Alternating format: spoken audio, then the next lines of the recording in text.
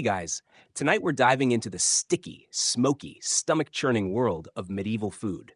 You plop down onto a rickety wooden bench in a cold, echoey great hall. The air is thick with the smell of burning animal fat, unwashed bodies, and something boiling that probably shouldn't be. In front of you, a wooden trench, half bowl, half plate, filled with something brownish. There are lumps, there's steam, there's also a suspicious buzzing sound. This is dinner, and if you're lucky, it won't kill you. There's no menu, no forks, probably not even a spoon, unless you bring your own. What's in your trencher? Honestly, no one's quite sure. A stew, maybe, or the remnants of one. Bits of meat, maybe from yesterday or last week if you're fancy. You stare down and realize this is it. This is your meal, and it's somehow worse than you imagined. Oh, and there's no napkin. Wipe your hands on your tunic like everyone else. It's what it's for. So, before you get comfortable, take a moment to like the video and subscribe, but only if you genuinely enjoy what I do here. And hey, I'd love to know, where in the world are you watching from, and what time is it right now? Now dim the lights, maybe turn on a fan for that soft background hum, and let's ease into tonight's journey together. You're starving, but you're already regretting that. The bread on the table could break a tooth. The stew is lukewarm. Someone coughs nearby, and it sounds wet. The dog under the table growls when you shift your foot. Welcome to a medieval meal. Let's talk about why this sucks. First, forget everything you know about kitchens. Most medieval people don't have one. If you're a peasant, your kitchen is probably a smoky corner of your single-room hut with a fire pit and a hanging pot. There's no chimney. The smoke just swirls around until it finds an exit, or your lungs. You cook what you have, which isn't much. Some onions, maybe a carrot, a chunk of yesterday's barley porridge, scraped from the pot and reboiled into today's soup. That is, if you can afford fuel. Firewood is expensive and gathering it, technically illegal in most forests. You risk getting whipped or fined just to cook. Meanwhile, the lord of the manor is feasting in style, sort of. If you imagine golden goblets and juicy drumsticks, sure, he's got that. But also eels in jelly, entire peacocks with feathers still on, and pies filled with live birds that fly out when cut. Feasting is theater, but it's not always tasty, and even nobles have to eat fast. Meals are quick, sometimes 30 minutes or less. Food gets cold fast in drafty stone halls. The idea of a leisurely dinner doesn't exist yet, unless you're a monk. Monks actually get written meal breaks, but even then meals happen in silence, accompanied by the sound of someone reading religious texts out loud. Not exactly dinner and a show. Now you're thinking, okay, but people must have eaten something good. And sure, now and then there are moments of yum, a nice roasted turnip, a fresh egg. If you live near the sea, maybe some fish, though probably salted and definitely bony. But those are the exception, not the rule. Let's not forget hygiene. Or rather, let's forget hygiene, because that's what they did. Hands go straight from digging in the garden to dipping into shared dishes. Germ theory isn't a thing yet. That guy coughing at the table? He's not getting up anytime soon, and neither are the flies he brought. And if you think you'll sneak a bite of cheese or a bit of cured meat to tide you over, think again. Those are prized and hoarded. Cheese is rare, often sour and hard, and meat is for special days if you're lucky. It's also often spoiled and masked with spices or smoke to hide the taste. That's right. People knew it was bad. They just didn't have much choice. Historians still argue whether the average medieval diet was truly deficient or simply different. But when your choices are stale bread or gray stew, it's safe to say it didn't spark joy. Here's a quirky tidbit. Nobles often wiped their hands on dogs. Not even kidding. The dog under the table wasn't just there for scraps, it was the medieval napkin. And your plate? It might not be a plate. Most people ate off thick slices of stale bread called trenchers. These soaked up grease and stew, and at the end of the meal, they weren't eaten by you. They were handed off to the poor or the pigs. Same thing, really. Maybe you're imagining a communal vibe. You'd be right and wrong. Yes, meals were often shared. Big tables, no privacy, but don't expect a warm family atmosphere. Social rank was everything. Where you sat, what you ate, and in what order, it all screamed status. Nobles went first, peasants last. Sometimes scraps were tossed to the floor before you even got a bite. And the idea of snacking doesn't exist. You eat when food is served or not at all. No kitchen raiding at midnight, no casual apple grab. Also, apples weren't that tasty yet. Wild varieties were small, bitter, and mostly for cider. And don't even dream about dessert. Sugar is more expensive than gold by weight, and honey, hard to come by. Dessert is maybe a crusty fruit tart if you're lucky, or more bread if you're not. Your stomach is still growling, but you push the trencher away. You're full of disappointment mostly. That's okay. It's only one of the 200 plus meals you'll eat this year that taste exactly like this, identical in color, texture, and mystery content. And honestly, this one's not even that bad. Just wait till we talk about meat gone wrong and porridge gone sentient. Awaiting continue. You wake up the next day still hungry, of course. Your stomach is already protesting, and your mouth feels like you've chewed on a wool sock. Time to eat again, assuming there's anything left that hasn't spoiled overnight. Here's the deal. There's no refrigerator, no freezer, not even an icebox. You're in a world where food begins its slow, disgusting march toward decay the second it's cooked or even before that. Leftovers? That's a luxury concept from the future. In the Middle Ages, food goes bad fast, and everyone knows it. The only question is, can you still eat it before it kills you? Let's talk meat first. You managed to get a small chunk of pork yesterday, lucky you, but there's no cold place to keep it.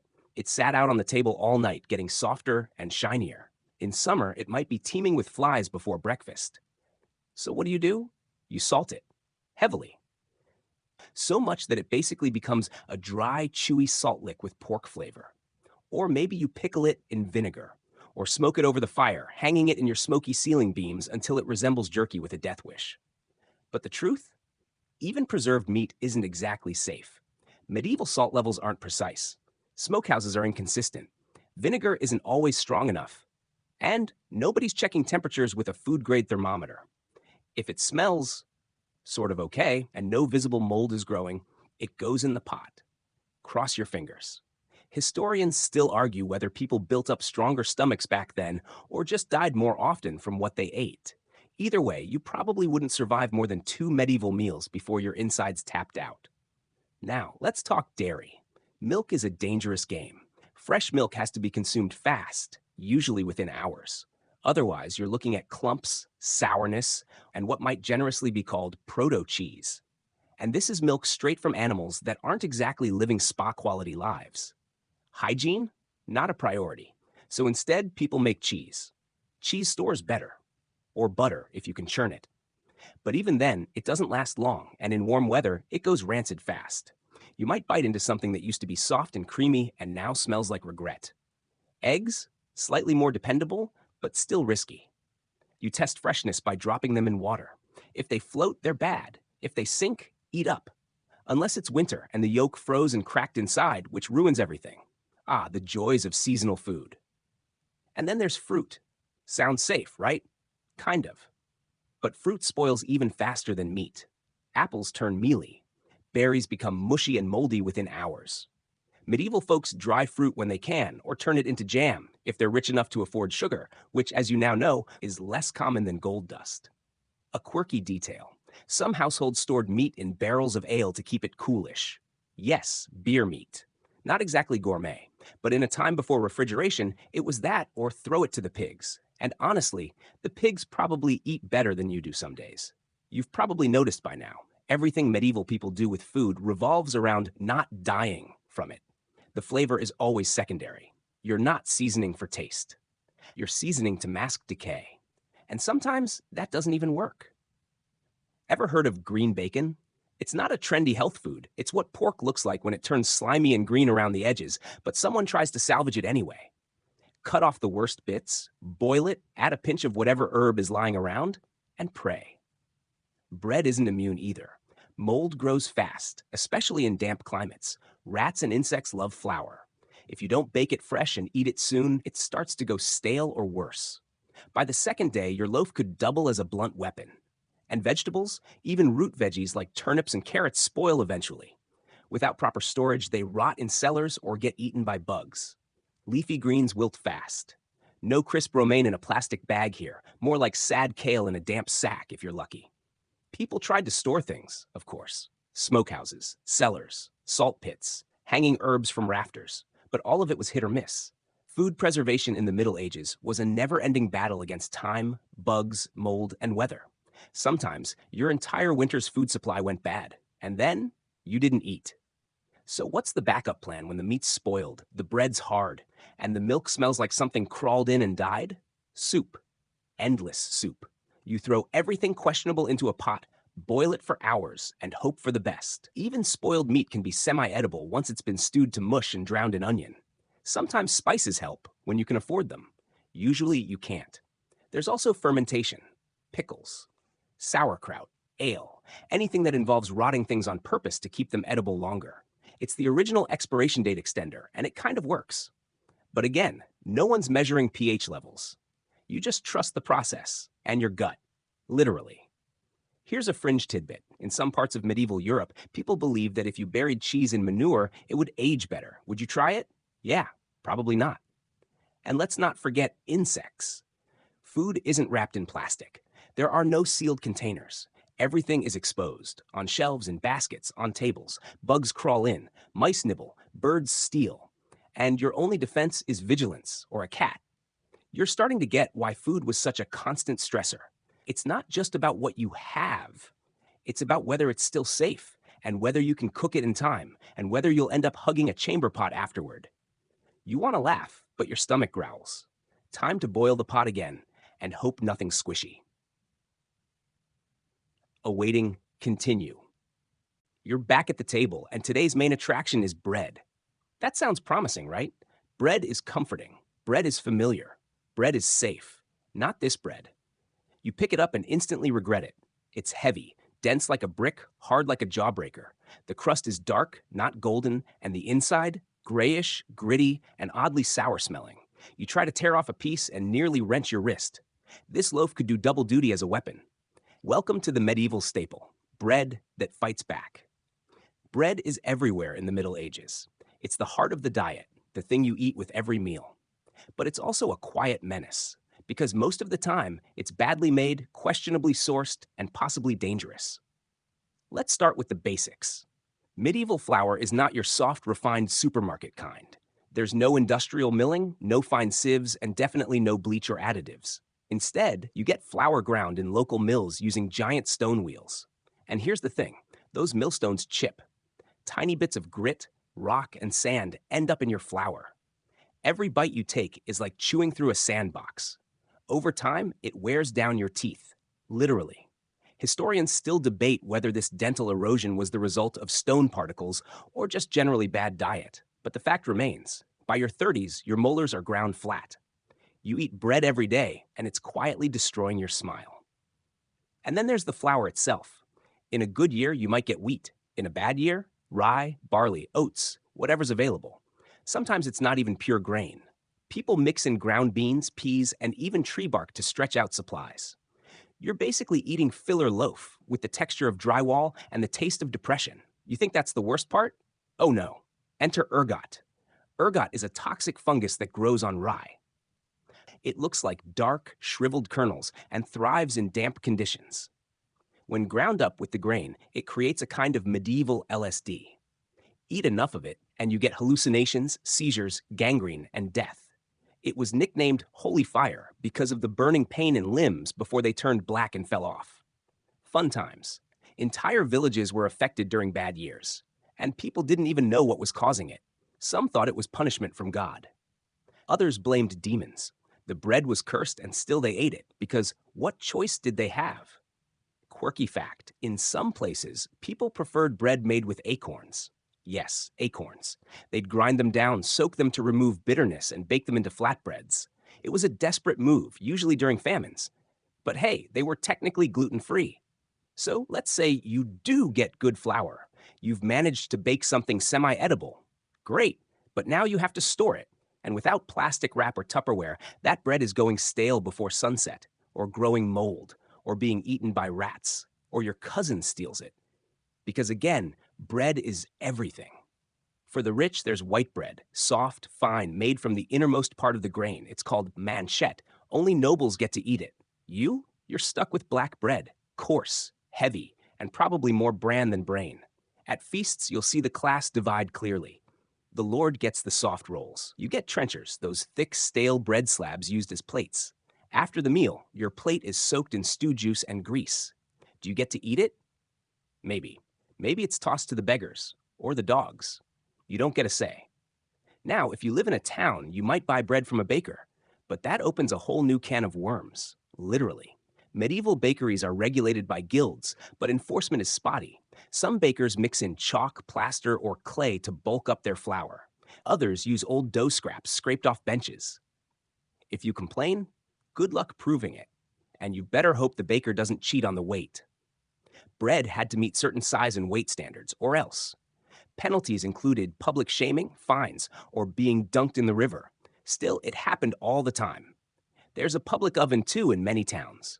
You bring your dough, pay a fee, and someone bakes it for you. But that means trusting a stranger not to steal your loaf or burn it. And sometimes the oven itself is filthy, shared, smoky, lined with ash. Your bread might pick up the flavor of last week's mutton pie, or worse. Another fringe note, some monasteries used sacred bread baking as a way to serve the community, but even they couldn't avoid infestations. There are records of monks blessing bread that was visibly moldy, then handing it out because, well, waste not. The worst part? Bread is supposed to be your safe option, your daily constant, but it's always a gamble. Too hard to chew? Too moldy? Too psychedelic? Tough luck. You bite into your current slice and feel a grain of sand crunch between your teeth. Nice. Now you have a headache, a sore jaw, and probably early onset dental trauma. And still, you chew. Because it's bread. It's what you have.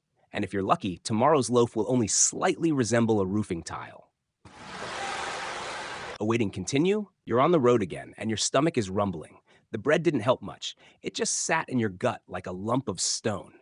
So now, like everyone else, you're looking for something warm, something comforting, something that might make you forget the gnawing sensation in your belly. Soup, or more accurately, pottage. It's the cornerstone of peasant cuisine. Imagine a pot, never fully emptied, hanging over a smoky hearth fire. Into this pot goes everything. Old bits of meat, wilted vegetables, wild herbs, leftover grain, the heel of yesterday's bread, maybe even a bone or two if you're lucky. It simmers constantly like a living creature, bubbling and muttering in the background of your entire day. You ladle out a bowl. It's hot. That's already a win. You squint at the contents. Is that a bit of onion? Maybe a turnip? Or is it just the shape the fat has congealed into? Doesn't matter. You blow on it and take a cautious sip. Salty, murky, slightly sour, but it's food. Here's the thing about pottage. It's never the same twice. One day it's thin and brothy. The next day it's thick enough to stand a spoon in. There's no recipe. It's just survival stew, constantly absorbing whatever edible thing you can scrounge up. That means wild greens like nettles or sorrel. Mushrooms, though those are risky if you don't know your fungi. Even old apples or dried beans if you're lucky enough to have them. And the meat? Well, sometimes you have a scrap of salted bacon. Sometimes it's a sliver of rabbit. Sometimes it's just the memory of meat. More often than not, your soup is vegetarian by necessity, not choice. Historians still argue whether pottage was as unrelentingly dull as it sounds, or whether clever medieval cooks managed to turn it into something flavorful. Some point to the use of herbs like parsley, sage, and hyssop. Others believe that most peasant pottage was closer to bland mush than anything remotely interesting. But you know what? There's something weirdly comforting about it. You eat pottage every day, twice a day, and somehow you get used to it. Your taste buds adapt. You find yourself looking forward to the little surprises. Maybe today there's barley in it, or a few precious lentils. Now here's a quirky detail. There's a medieval superstition that stirring pottage counterclockwise brings bad luck. So you watch carefully. Clockwise, always clockwise. You don't need extra curses in your soup. You also quickly learn that timing is everything. The longer pottage simmers, the safer it gets. Boiling kills things. Germs, parasites, bad smells, even the trace of rot. That's why the pot stays on the fire all day long, even if no one's eating. A cold pot is a dangerous pot. Still, it doesn't stop people from adding things that have no business being in a stew. Old meat, green around the edges, half-rotten cabbage, a cracked egg that's more liquid than yolk. If it doesn't walk away on its own, it's fair game. You might wonder, why not just make a fresh pot every day? Simple answer, fuel is expensive. Firewood takes time to gather or money to buy. Keeping the same pot going for days is efficient. So the pottage lives on, day after day, absorbing scraps and secrets. And if you ever visit another household, be polite. Say the pottage tastes good, even if it doesn't. Every pot has its own flavor, its own soul, really. It's almost sacred. Insult the stew, and you insult the cook's entire existence. There's even a class version of this. Nobles eat something similar, but with better ingredients, richer cuts of meat, actual spices, maybe a splash of wine. Their potage might have saffron. Yours has onion skin. But even the upper crust rely on the basic concept. Thick, stewed food is comforting. It fills you up. And it helps soften the crusty bread from yesterday, which is now hard enough to stop an arrow. Let's not forget the worst part, when the pot is empty. You scrape the bottom and find only burnt bits clinging to the sides. No more carrots, no more broth, nothing. That means tomorrow you'll have to start over from scratch. Find new things to throw in. Hope someone's chicken laid an egg. Maybe pray a pigeon falls off a roof nearby. And yes, you do eat pigeons, and sparrows, and eels. Eels are a favorite in some places, slippery, boneless, and abundant in rivers. Toss them in the pot, let them melt into the stew. Don't ask where they've been, just eat. Another fun tidbit, some medieval households had a designated pottage day where all the week's scraps were combined for a big stew. It was a community affair. Sometimes it even tasted good. Sometimes. There's a saying, better a full belly of pottage than an empty one of pride. You get it now. Pottage doesn't have to be glamorous. It just has to get you through the day. You finish your bowl. It's not satisfying exactly, but it's warm and it fills the space. For now, that's enough. Outside, the wind howls, the fire crackles, the pot continues to bubble, and your stomach, briefly, is quiet. Word waiting, continue. The fire's burning low, the pottage has settled into its slow bubble, and you're still hungry. Of course you are. That bread barely made a dent, and the soup, while warm, was more liquid suggestion than meal. So you go looking for something with more substance, meat, glorious meat. But in the Middle Ages, meat is like a rare festival, glimpsed occasionally, expensive, and suspiciously tricky to obtain. Let's be honest, unless you're a noble, meat is not your daily experience. You don't have flocks of fattened geese waddling across your courtyard or entire pigs roasting over open flames. No, you're lucky if you see a sliver of salted bacon once a week. In theory, the forests around you are full of tasty creatures, deer, boar, even rabbits. In practice, hunting those is illegal. The king owns the forest, or the local lord does. Poaching is punishable by death or mutilation, sometimes both. You might just lose your hand for snaring a rabbit. That's the medieval equivalent of getting fired for stealing a sandwich from the break room. Still, people try. Poaching is a fact of life. Historians still argue whether medieval lords strictly enforced these laws or turned a blind eye to the occasional stolen pheasant. Either way, it's risky business. A squirrel in your pot might be the difference between a warm belly and cold chains. On feast days, religious or seasonal, you might get meat from a communal slaughter. That's when the village butchers an animal together and shares it out. It's a rare treat. You chew slowly, savoring every bite, even the gristly parts. Especially the gristly parts. Beggars can't be choosers. And speaking of gristle, most medieval meat is tough. Animals are not bred for tenderness.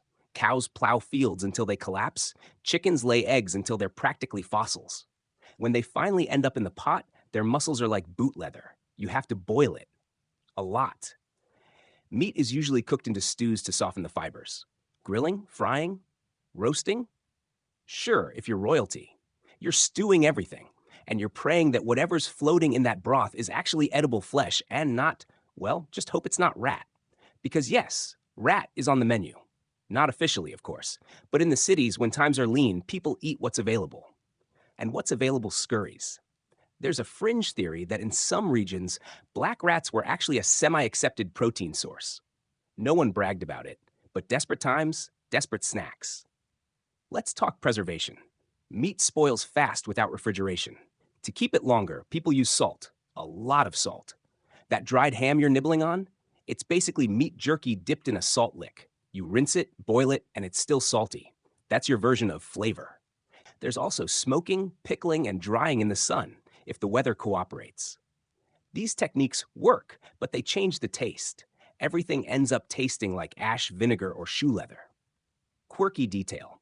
In some regions, people used snow or ice cellars to preserve meat in winter. But unless you live near a mountain or have a cellar deep enough to chill your eyebrows, that's not an option. Then there's offal, the bits no one wants. Liver, kidneys, tripe, brains, feet, tails.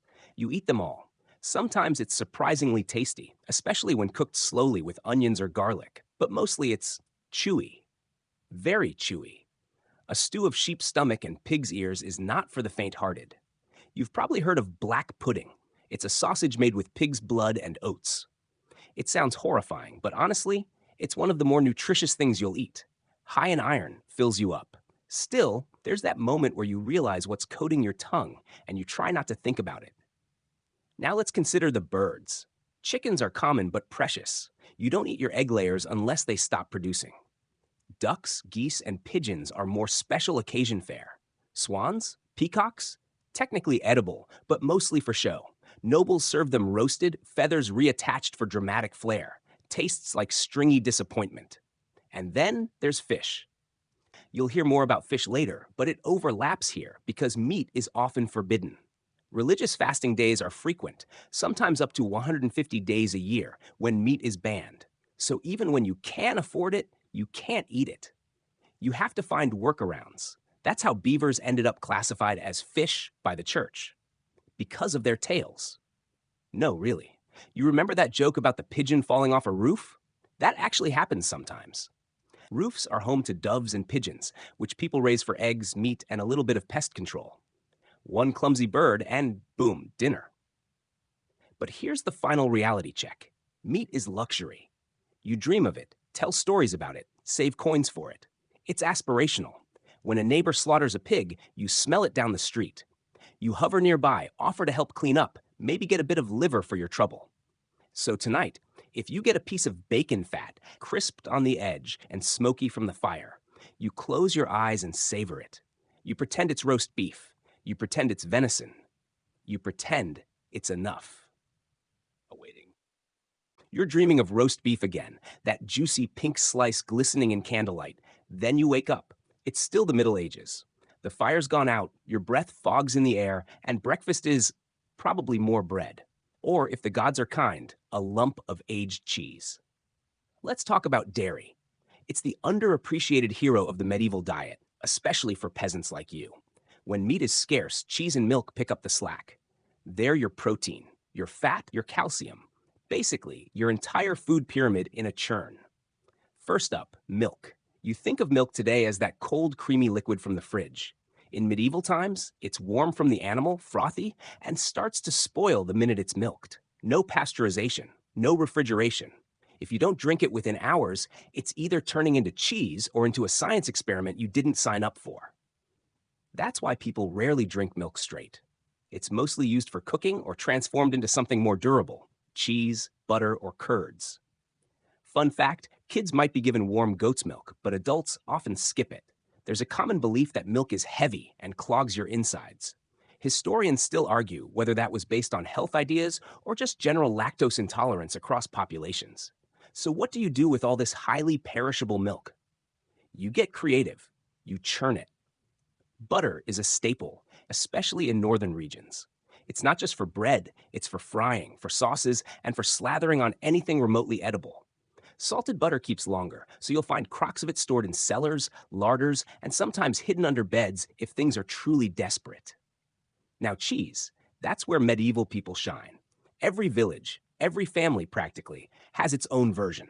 Hard, soft, moldy, smoked, aged, fresh.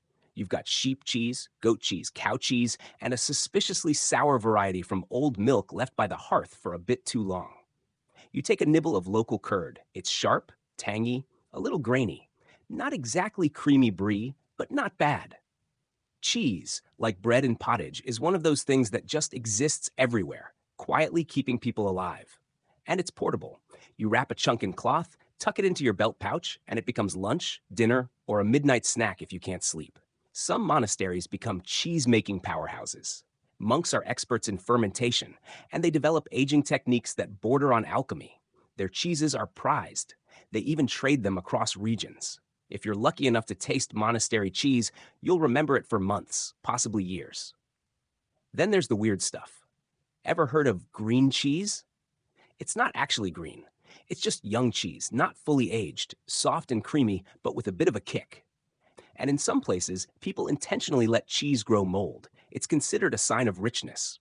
One noble family supposedly prized a cheese so stinky, guests had to eat it outside. That's a power move. Of course, the cheese isn't always dreamy. Sometimes it's too sour. Sometimes it's laced with mites. Yes, cheese mites.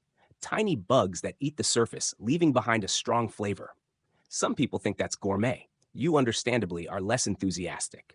Quirky tidbit. In some parts of medieval Europe, there's a belief that cheese can trap evil spirits. So before cutting a wheel, someone might mutter a charm or make the sign of the cross, just in case there's a demon curled up next to the rind. But even cheese is a luxury if you don't own livestock. That brings us to animals. You probably share your life with goats or a scrawny cow, if you're lucky. Cows are prized not just for milk, but for manure. Yes, the medieval 2-for-1 special. Their milk isn't abundant year-round. Most cows go dry after calving, so fresh milk is seasonal. In winter, dairy products are harder to come by. The animals eat less, produce less. You rely on preserved cheese or butter from warmer months. That old wheel of cheese in the cellar? It's your dairy savings account. And let's not forget eggs, technically not dairy, but close cousins. Chickens lay more in spring and summer, and back then, you don't have lamps to trick them into laying year-round. So eggs are seasonal too. No omelets in January. You might preserve eggs in ash or lime water, but they're not quite the same. Now here's a particularly fun medieval hack.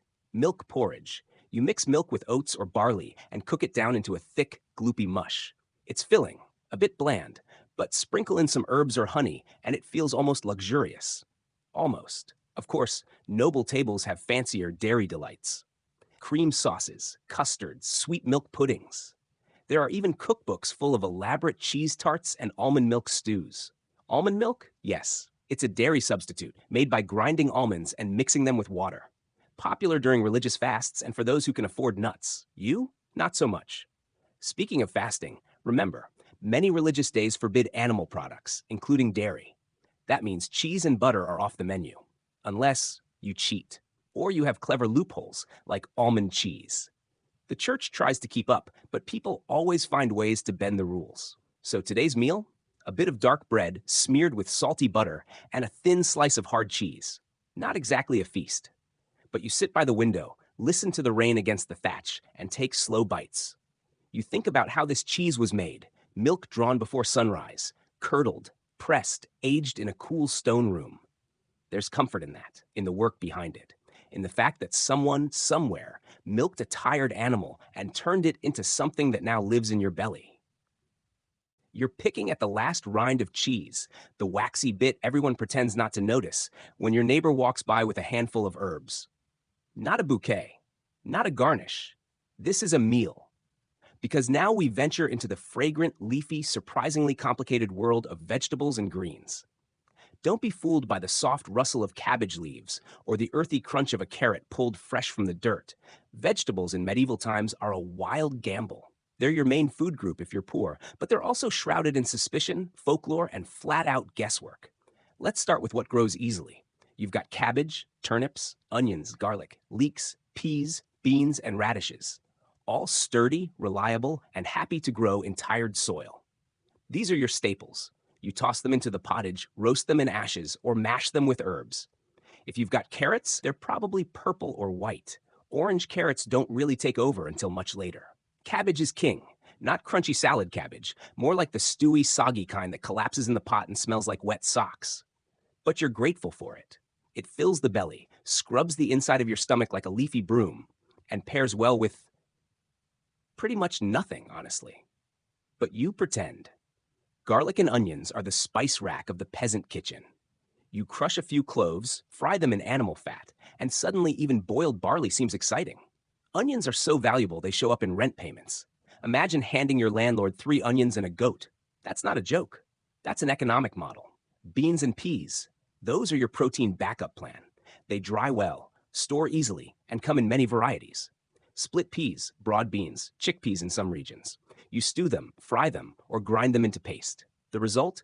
Dense, heavy, and strangely satisfying. Also, flatulence. Lots of it. Medieval people don't write much about it, but let's be honest, you're not digesting that six-bean stew without a little personal fanfare. Now let's talk lettuce. Yes, you have it. But here's the thing. People think raw vegetables are dangerous. There's a real belief that uncooked greens can cause illness. The logic? Cooking releases the humors. So salad? Rare. More likely, you cook your lettuce into mush and call it soup. Fringe tidbit. Nettles, yes, the stinging kind, are actually eaten. Young nettles, cooked down, lose their sting and become a kind of spinach. High in vitamins, a favorite of monks and foragers. Still feels weird to eat something that just slapped your hand. And what about tomatoes, potatoes, corn, and chilies? Not here. Not yet. These are New World crops, and you're centuries too early. Your stew pot is all local, all seasonal, and very, very green-brown. That brings us to herbs. You don't have spices. Those are for nobles and traveling merchants with deep pockets. But you have parsley, sage, rosemary, and thyme. Cue the medieval ballad. Also dill, fennel, chives, and mint. These grow in kitchen gardens between cabbages and leeks, and they're crucial for making bland things less bland. You sprinkle mint into vinegar and use it as a sauce. You stuff sage into a pie. You mash parsley into cheese. None of it's gourmet, but when your taste buds are dulled from too much barley gruel, even a sprig of rosemary feels like a party. And then there's the really interesting stuff. Weeds. People eat weeds all the time. Dandelion leaves, sorrel, chickweed, even wild garlic. These aren't desperation snacks.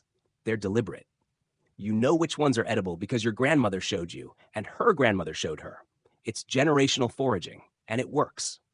Historians still argue whether peasants had regular access to all this greenery, or whether they mostly relied on dried legumes and roots. Some records say people ate more vegetables than we assume. Others suggest gardens were modest and seasonal. The truth probably depends on region, climate, and the wealth of your landlord. But there's one vegetable that crosses all classes: leeks. Tough, persistent, and capable of growing in rough conditions, leeks are practically a mascot of medieval cuisine. You see them in every stew. They appear in poems. They're even used medicinally to treat coughs, fatigue, and oddly, dreams. Quirky medieval recipe alert. There's a dish called pottage of green things. It's literally that, a big bubbling pot of anything green you can find. Toss in leeks, spinach, parsley, sorrel, a little barley, and simmer it all into a thick sludge. Eat it with bread. Pray it doesn't taste like swamp. Speaking of thick sludge, you know how we love pottage? Vegetables are key to that. Without them, it's just cereal paste. With them, it's, well, slightly better cereal paste. You dump in whatever you have day after day, adjusting for what's fresh or left over. It's medieval meal prep. Endlessly flexible, rarely exciting. Of course, the nobles do vegetables differently. They don't trust peasant food, so their veggies come in pastry shells or cream sauces. They have cooks who carve carrots into flowers. You just boil until soft and hope for the best. Now and then you get something sweet like parsnips or beets. Yes, medieval people have a sweet tooth, and they'll roast these until caramelized. It's not candy, but it's comforting. In winter, a baked beet feels like dessert if you squint hard enough. So tonight, your dinner might be barley pottage with leeks, a turnip stew, or roasted onions tucked into old bread. Not glamorous, not pretty, but it warms you. It nourishes. It makes your stomach stop grumbling. And after all that, maybe, just maybe, you slip outside, snap off a few mint leaves, and chew slowly. You pretend it's gum. You pretend it's refreshing. You pretend your breath doesn't smell like fermented legumes. We're waiting continue. You're still picking mint out of your teeth when someone in the village starts shouting. It's market day. That means one thing: meat. Not for you, probably. But you go anyway, just to see it, to smell it, to dream of a day when your stew has something swimming in it besides cabbage strands. Let's get this straight. Medieval people do eat meat. Just not often, especially not peasants like you. It's expensive, seasonal, and tied to luck, either your own or someone else's misfortune. A dead pig is an opportunity. A butchered cow? That's a feast for half the town. The meat hierarchy is real. At the top, venison. Deer meat, hunted by nobles, protected by forest law. You can't touch it, literally. Poaching gets you fined, whipped, or even killed. You just watch from the woods as lordly hunting parties ride by in velvet and feathers, chasing dinner with trained hounds and trumpets. Below that, beef. Precious, slow growing, mostly eaten by wealthier households. Cows are more useful alive, for milk, for calves, for manure. Killing one? That's a big deal, and the meat is shared or sold in chunks. The tongue might go to a priest, the heart to a widow. You get a sliver of liver. Maybe. Next, pork. Now we're talking. Pigs are cheaper, easier to raise, and less dignified. They eat scraps, they grow fast, and they squeal like banshees when slaughtered, something you wish you didn't know. Still, pork is common enough to make it into peasant diets a few times a year. Smoked hams, salted slabs, or if it's a big event, the whole roasted pig. Snout and all. Chickens? Technically meat, but also egg factories. People keep hens for eggs and only slaughter them when they stop laying. So if you're eating chicken, it's tough, old, and slow cooked into something chewable. You'll need broth, lots of broth. And then there's goose, rich, fatty, luxurious, mostly for holidays or noble feasts. Also a status symbol. If you hear goose fat sizzling, someone in your village is either very lucky or very well connected. Fish? Oh, we'll get there next section. But first, let's appreciate the medieval art of preserving meat, because nothing lasts without help. Salt is the MVP here. Meat is rubbed, packed, brined, dried, or smoked until it's a hardened, slightly metallic-tasting brick. Rehydrated in stew, it becomes edible again. Kind of.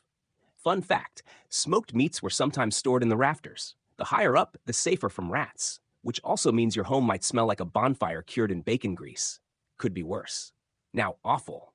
The squeamish may look away, but you don't waste anything. Organs are food. Liver, kidneys, heart, lungs, brains, all fair game. Tripe, that stomach lining, is chopped into soup. Blood is stirred into pudding or sausages. Nothing goes unused because hunger doesn't have manners. Quirky tidbit? There's something called a humble pie, made from deer entrails. Nobles ate the meat, servants got the rest. You bake it in a crust, call it dinner, and yes, it's where the phrase eating humble pie comes from. Except, you're probably proud to eat anything pie-shaped. Historians still argue whether most medieval people ate more meat than we assume. Some records show surprising quantities in monasteries or festivals. Others suggest day-to-day peasant diets were meatless gruels with the rare pork bone for flavor. Regional differences, seasonal changes, and local wealth play big roles. Which brings us to feast days. Special occasions are meat central. Weddings, harvest festivals, saint days, you splurge. If a pig is slaughtered, every part gets used. You roast it, boil it, stuff it with herbs. You even render the fat for cooking oil. For one day, life tastes like gravy. And the spices? For nobles, meat comes in sauces with cinnamon, cloves, and ginger. That's right, sweet spices on beef. It's all about showing off wealth. You boil a rabbit with wild thyme and call it sophisticated. Let's not skip the social side. Butchering an animal is public. People gather. There's blood, heat, shouting, and smoke. Kids watch. Dogs circle. Someone always makes a joke about how the pig's last words were oink. You pretend to laugh. You've heard it 12 times. There are also professional butchers in towns. Their shops smell memorable. Sawdust on the floors, hooks on the walls, and meat hanging like strange fruit. You walk past fast or slow if you're hungry. You've heard of meat pies, right? Think of them as the medieval hot pocket. Pastry filled with anything from chicken to eel to mystery.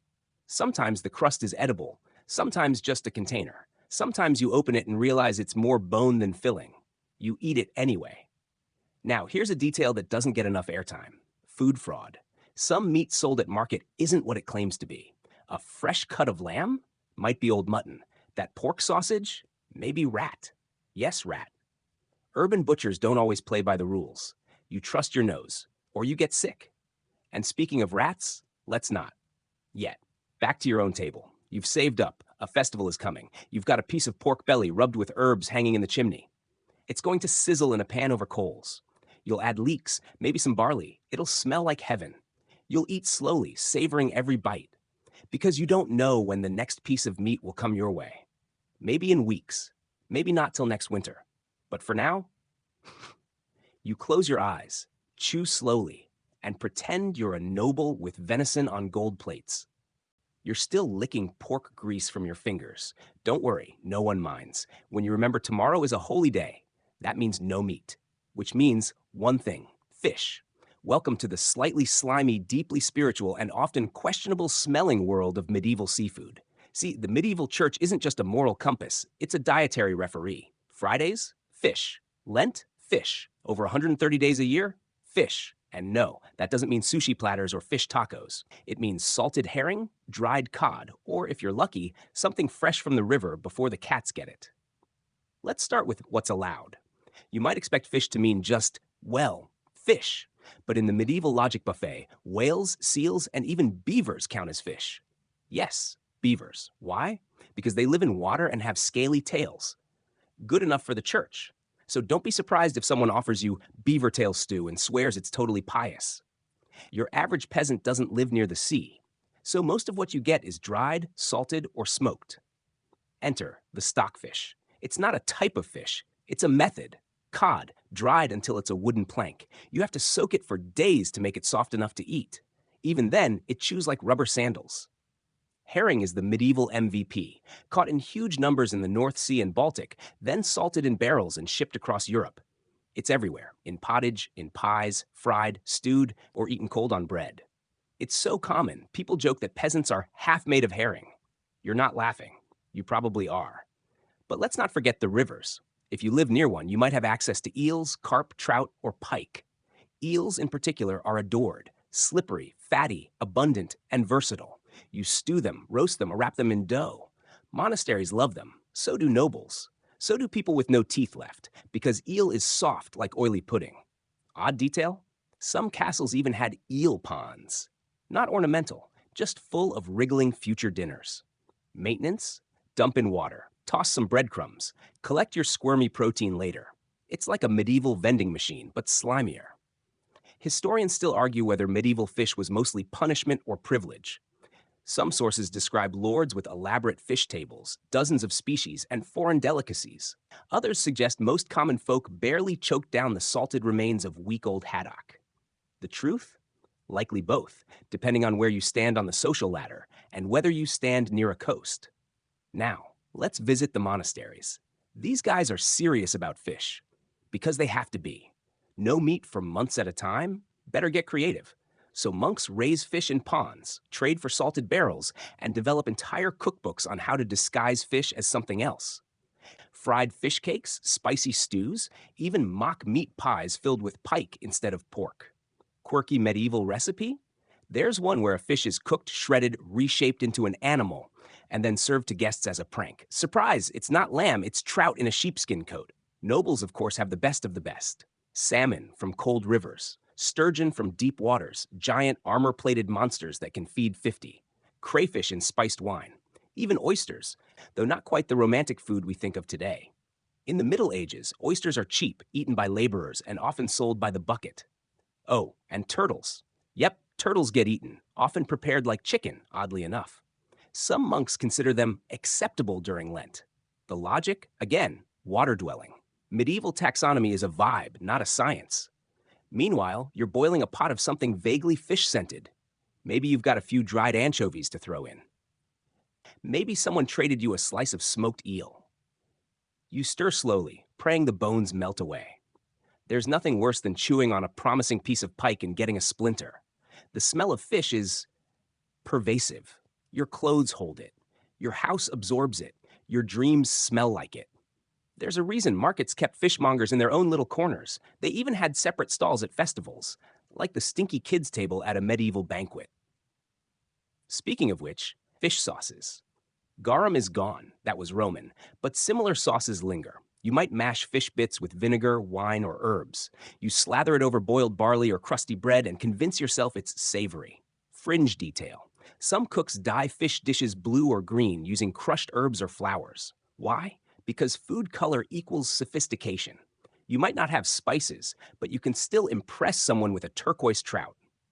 Now, imagine you're a merchant in a coastal town. You've got barrels of fish to sell and not enough ice. You toss in more salt, wrap it in waxed cloth, and hope the buyer in the next village doesn't mind the extra flavor. Spoilage is a known issue. Stomach aches are common. You call it a cleanse. If you do get your hands on fresh fish, rare, glorious, you roast it over coals. No seasoning, just heat and time. Maybe a squeeze of sour berry juice if you've got it. The skin crisps, the inside flakes. For one brief bite, you taste the sea, and not in a bad way. But tomorrow, it's back to salted herring. Awaiting continue. Your stomach's full. Well, full enough. The fire's low, casting shadows on the ceiling, and your hands are sticky from whatever that last bite was. You sit back, groggy, and listen. Somewhere outside, a rooster crows. Way too early, or too late. Hard to tell anymore. Tonight's going to be about hunger. Because if there's one thing more consistent than pottage or porridge, it's the quiet, gnawing possibility of not enough. Food didn't just suck in the medieval world, it vanished when you needed it most. Let's start with the harvest. You sow your seeds in spring, pray for a mild summer, and cross every limb you have when autumn rolls around. Because if it rains too much or not enough, or if the wind shifts and frost hits early, your entire year's worth of calories could disappear before you ever lift a sickle. No modern storage, no grocery backup, just grain, barley, rye, oats, collected, dried, and stored in sacks or barrels. You protect it from moisture, mice, and thieves. Still, you'll lose some to mold, more to rot. A bit to worms. If you're lucky, you've got enough to last until next harvest. If not, welcome to the hunger months, January through March. It's called the Little Famine, a seasonal cycle where even in good years, supplies run low. You water down stew, you skip meals, you scrape the bottom of every barrel. Children grow silent. Elders say, eat mine, but you know they're lying. And in bad years, things get worse. Take 1317, for example. Europe suffers one of the worst famines in recorded history. Rain, more rain, flooded fields, grain rots, cattle die. People eat bark, roots, weeds, rats. Historians still argue whether cannibalism occurred, but let's just say some tales are better whispered. Then there's ergot, the moldy fungus that grows on rye. Eat enough and you're not just sick, you're hallucinating, convulsing, maybe dying. It's called St. Anthony's fire. You feel like your limbs are burning from the inside. A truly cruel trick. Famine and food poisoning in the same slice of bread. And yet, people endure. You forage.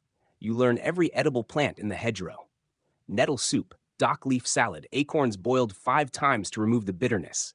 You trap rabbits. You eat snails. You crush bones for marrow. Chew old leather boiled into a jelly. One quirky survival trick? Bread extenders. When flour's low, you mix it with sawdust, chalk, mashed beans, even clay. Not tasty, not nutritious, but it adds bulk. Fools your stomach. A noble won't touch it, but for peasants, it's a matter of pride to stretch a sack of meal 2 weeks longer than expected. And yet, monasteries often become sanctuaries. Their stores are better managed, harvests more reliable, and they're obligated, at least on paper, to feed the poor.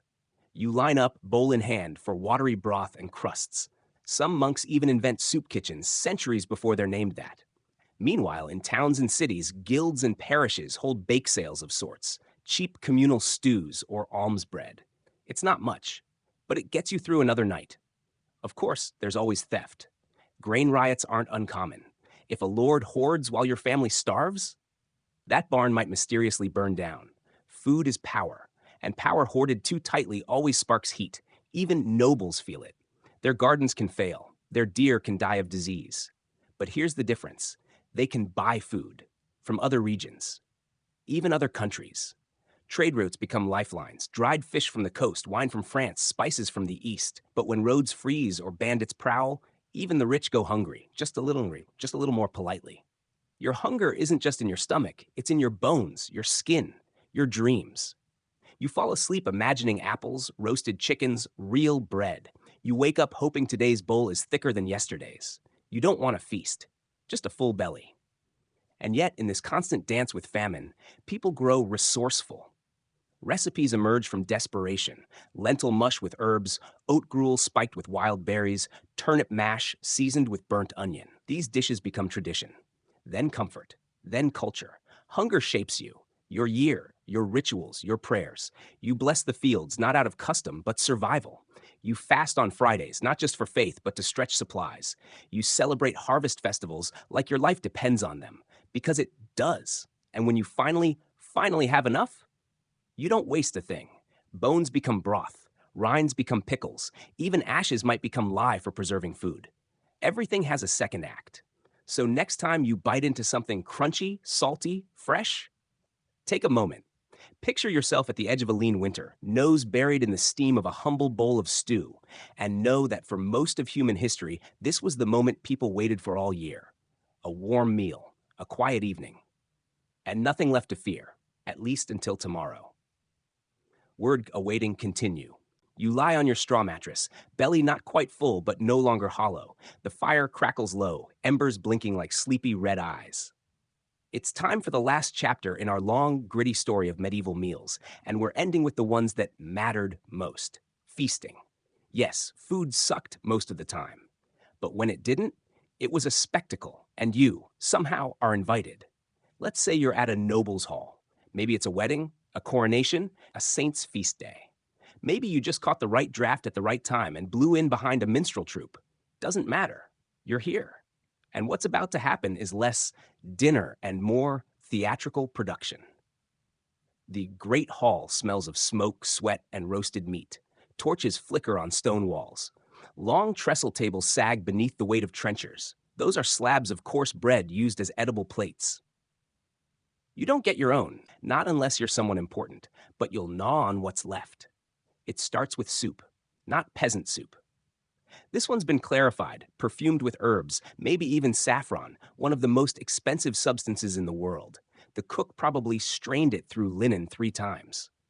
Then, boar's head, its mouth propped open with an apple. Peacock pie, redressed in its own feathers after cooking, beak lacquered to a glisten. There's a whole culinary arms race going on here. Nobles want to outdo each other. One-upmanship on a silver platter. You might see a pie with live frogs jumping out, or a castle made entirely of sugar, or roast swan painted with gold leaf, because nothing says opulence like edible metal.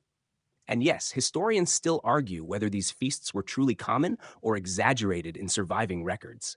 Some think only royal courts pulled off such madness. Others point to accounts of minor lords throwing banquets just to impress visiting clergy or potential in-laws.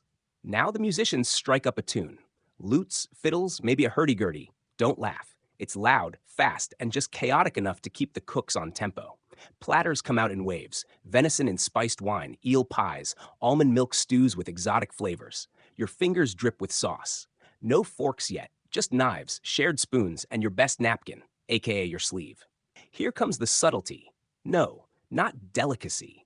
That's what medieval chefs called their edible art sculptures. A lion made of marzipan, a ship carved from molded jelly, a saint's shrine built entirely from stacked shortbread. They weren't just for eating, they were status. Conversation starters. Instagram before Instagram. Meanwhile, servants refill your cup with ale or wine, depending on your station. Water's not avoided because it's unclean, a modern myth, but because beer's easier to keep safe over time, and it's got calories. Plus, everyone drinks it, even toddlers. Just watered down. The feast lasts hours. Courses just keep coming. In the winter, it's all about heavy meats and pies. In summer, there's fresh fruit, herbs, maybe even a salad, though medieval salad is more like a loose handful of bitter greens than what you're picturing. One quirky highlight: the digestive course. Near the end, when guests are groaning and the dogs under the table are too full to beg, they bring out wafers, spiced wine, and candied ginger.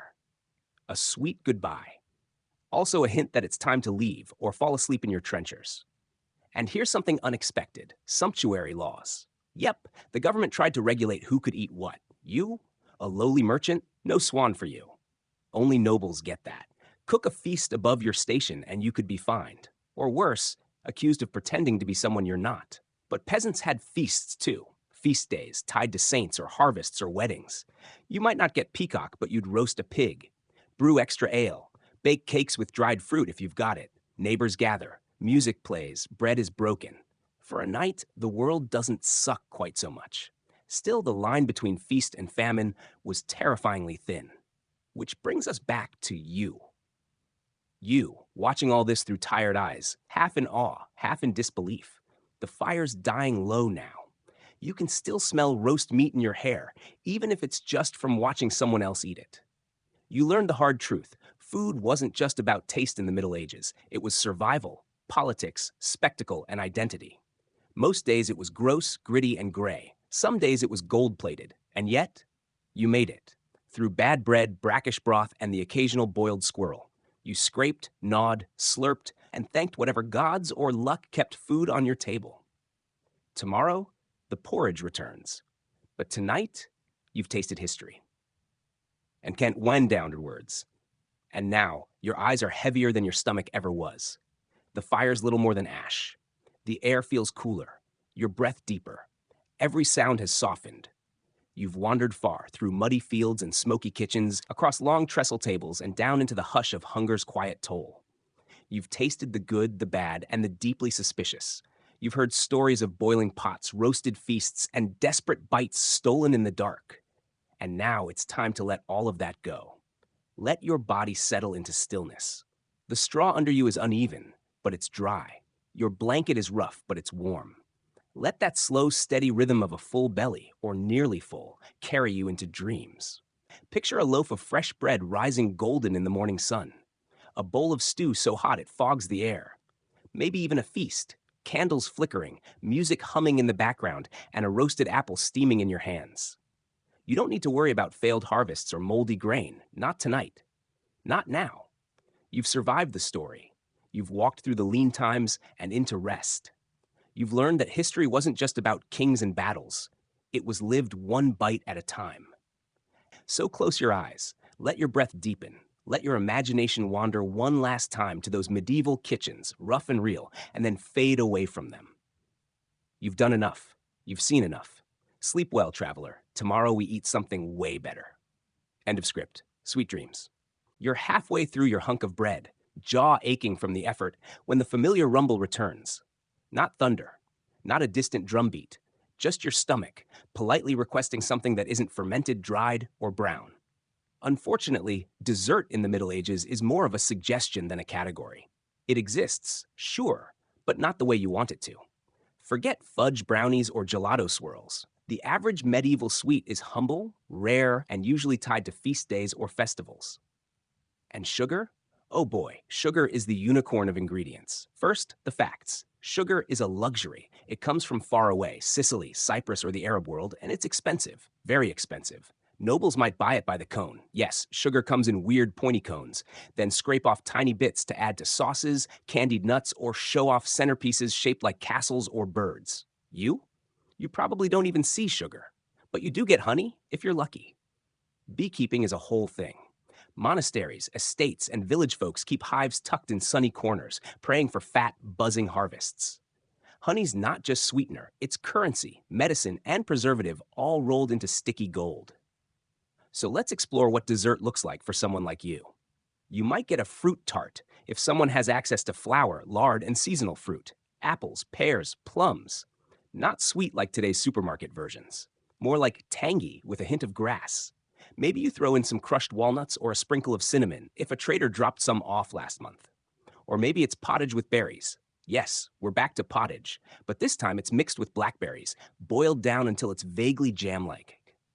Serve it lukewarm. Eat it slowly. Pretend it's pudding. Now let's talk marchpane, an early form of marzipan made with ground almonds and honey. Nobles love it. Bakers mold it into roses, swords, or tiny knights on horseback. But almonds? Also imported. Also pricey. Your village might see marchpane once a year, if at all. And if you get a bite, you remember it for life. Oddball treat? Candied fennel seeds. Yep, the same sharp little seeds used in cooking. Dip them in honey, let them dry, repeat. They're crunchy, spicy sweet, and make your breath slightly less cabbagey. The medieval breath mint. And now for a festive favorite, frumenty. It's a wheat porridge made with milk, sometimes eggs, sometimes saffron if someone's showing off. On Christmas, you might get it with dried fruit or a splash of wine. Think rice pudding meets barley soup, but colder, lumpier, and with a spoon carved from a stick. Historians still argue whether sweet dishes were really enjoyed by the lower classes or just admired from afar. Feast records suggest nobles had dozens of sweet courses at banquets. Pastries, spiced wine jellies, molded sugar animals. But everyday people? Maybe a baked apple once a month. Maybe. Now about cakes, don't get excited. Medieval cake is not fluffy. It's more like dense bread with dried fruit, nuts, and spices. Think of a power bar that's been forgotten in a coat pocket since Easter. You bite it, you chew for a while, and then you realize you're still chewing. Quirky medieval detail? There were sugar sculptures at royal feasts, entire battle scenes, castles, even chessboards made from sugar paste and edible paint. Not food. Not really. Just decoration. Like modern wedding cakes no one wants to eat. Want something simpler? Try toasted bread with honey, maybe topped with ground nuts or herbs. It's warm, sticky, and doesn't pretend to be more than it is. If someone in your family makes this for your name day, you know they care, or at least that they haven't sold the honey. How about drinks? Sweet wines, spiced ales, and mead. Fermented honey drink are common among those who can afford to party. Monks sometimes brew mead for celebrations. It's golden, warming, and gently buzzes through your bloodstream like a friendly ghost. One cup too many, and you'll start complimenting the church's brickwork. But most days, no dessert. You scrape your bowl, you gnaw a crust, you sip water or weak ale and call it good. Maybe you find a wild plum. Maybe someone shares a honeyed nut. Small joys, clutched tightly. And when festival time finally comes, Easter, Christmas, or the Lord's birthday, the village explodes with scent. Roasted chestnuts, spiced cakes, dried figs soaked in wine. Kids run around with sticky fingers, dogs beg under tables, and for one golden moment, everyone eats like they belong at a feast. That's dessert, medieval style. Word can continue. You wipe your fingers on your tunic, still sticky from that rare smear of honey, and lean back against the rough timber wall. Belly mostly full, mood cautiously optimistic, until the scent of something truly questionable floats in from the alley. It's fermentation time. Welcome to the wide, wheezy world of medieval drinks and preserved foods, where rot is not a failure but a feature, and if it fizzes, smells odd, or tingles your gums, well, that's just extra flavor. Let's start with what you drink. Water? Dangerous. It's often contaminated by livestock, waste, or runoff from the tanner's pit. Sure, you can drink it, but you also might spend the next week curled up, moaning, and regretting every life choice that led to that puddle. So you drink ale, not beer yet. This is low alcohol, yeasty, warm, and often unfiltered. Brewed by women, by the way. Alewives dominate the brewing scene. They hang a broomstick above their door when a fresh batch is ready. If it's crooked, it means it's already half gone. If it's leaning toward the door, get your mug fast. Historians still argue whether ale was consumed all day, every day by everyone. Some say yes, breakfast to bedtime. Others think people had more variety, especially in villages with clean springs. Truth probably depends on your geography and your immune system. Now, for the elite, wine. Grown in southern England sometimes, or imported from France, Spain, or Italy. You might water it down, mix it with spices, or serve it warm. Nobles host entire courses of wine at feasts, red for meat, white for fish, sweet for dessert. You might smell it from 10 feet away. But the surprise MVP is mead, fermented honey water. It's golden, floral, and celebratory. Monasteries often brew it for holidays. Weddings, too. Take one sip and you'll feel like a bard. Take 5 and you'll become one, probably singing about ducks in moonlight. Now let's talk fermented food. You open your cellar, and there they are, the jars, the crocks, the bundles hanging from hooks. Welcome to your personal apocalypse pantry. You've got sauerkraut, made by pounding cabbage with salt and letting it bubble in a barrel for a few weeks. It smells like punishment, but it keeps you alive. Pickled turnips, soaked in brine and garlic. Salt fish, stiff as wood until you soak it for hours, sometimes in lye. Yes, lye, the same stuff used to clean ovens. It's called lutefisk, and yes, it's still around. Your bread? Maybe fermented too, thanks to sourdough starter. That little jar of bubbling flour water on your windowsill? It's your pet now. You feed it. You name it. You apologize to it when you forget. Fringe favorite? Fermented milk. It goes by names like clabber or posset. Sour, creamy, sometimes mixed with ale or spices. It's weirdly nutritious, occasionally delicious, and definitely something you smell before you taste. Let's not forget cheese, essentially milk's long-term survival plan. Curds are pressed, salted, aged in caves, wrapped in herbs, and hidden from mice. Hard cheeses last months. Soft ones? Days, if that. But they're all better than straight milk, which spoils in hours unless you chill it in a stream. In summer, good luck. A fun medieval trick, fermenting everything. Grains, fruits, fish, even meat. If it can rot, it can age. And if it can age, it can be stored. Do you always enjoy the taste? No. But will it keep you alive in January? Absolutely. One odd standout, garum, a fermented fish sauce borrowed from the Romans. Still hanging around some coastal towns. Made from fish guts left to sit in the sun.